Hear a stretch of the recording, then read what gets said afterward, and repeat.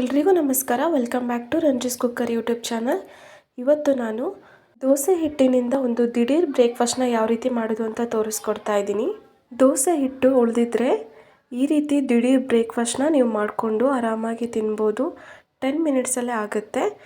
ಈ ಬ್ರೇಕ್ಫಾಸ್ಟ್ನ ಯಾವ ರೀತಿ ಮಾಡೋದು ಅಂತ ನೋಡೋಣ. ಅದಕ್ಕಿಂತ ಮುಂಚೆ ನನ್ನ ಚಾನಲ್ನ ಇನ್ನೂ ಯಾರು ಸಬ್ಸ್ಕ್ರೈಬ್ ಮಾಡಿಲ್ವೋ ದಯವಿಟ್ಟು ಸಬ್ಸ್ಕ್ರೈಬ್ ಮಾಡ್ಕೊಳ್ಳಿ. ಪ್ಯಾನ್ಗೆ ಎಣ್ಣೆನ ಹಾಕಿ ಸಾಸಿವೆ, ಜೀರಿಗೆ ಹಾಗೆ ಒಂದು ಈರುಳ್ಳಿನ ಕಟ್ ಮಾಡಿಬಿಟ್ಟು ಹಾಕ್ತಾಯಿದ್ದೀನಿ. ಈರುಳ್ಳಿ ಸ್ವಲ್ಪ ಕೆಂಪಗಾಗೋವರೆಗೂ ಚೆನ್ನಾಗಿ ಫ್ರೈ ಮಾಡ್ಕೊಬೇಕು. ಇವಾಗ ಒಂದು ಟೊಮೊಟೊನ ಚಿಕ್ಕದಾಗಿ ಕಟ್ ಮಾಡಿಬಿಟ್ಟು ಹಾಕ್ಕೊತಾ ಇದ್ದೀನಿ. ಅದ್ರ ಜೊತೆ ನಾನು ಒಂದು ಕ್ಯಾಪ್ಸಿಕಮ್ನ ಹಾಕ್ಕೊತಾ ಇದ್ದೀನಿ, ಹಾಗೆ ಕ್ಯಾರೆಟ್ ತುರಿನ ಹಾಕ್ಕೊತಾ ಇದ್ದೀನಿ.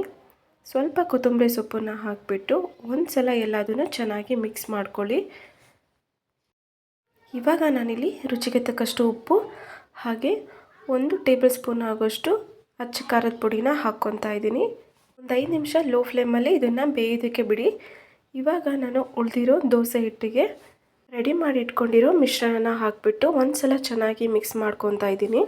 ಇವಾಗ ನಾನು ದೋಸೆ ಹಂಚಿಗೆ ಸ್ವಲ್ಪ ಎಣ್ಣೆನ ಸವರ್ಬಿಟ್ಟು ಹಂಚು ಸ್ವಲ್ಪ ಬಿಸಿ ಆದಮೇಲೆ ಇವಾಗ ನಾನು ದೋಸೆ ಥರನೇ ಇದನ್ನು ಹಾಕ್ಕೊತಾ ಇದ್ದೀನಿ.